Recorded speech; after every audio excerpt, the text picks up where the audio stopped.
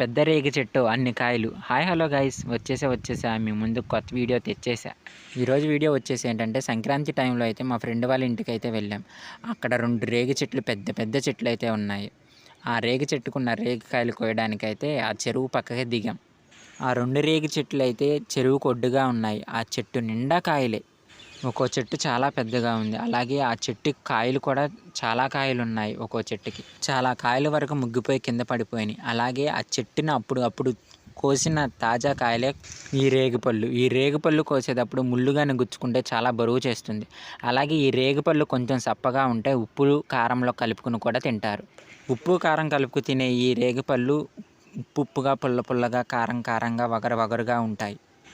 రేగిపళ్ళు కూడా వగరు రేగిపళ్ళు, చేదు రేగిపళ్ళు, తీపి రేగిపళ్ళు, పులుపు రేగిపళ్ళు కూడా ఉంటాయి.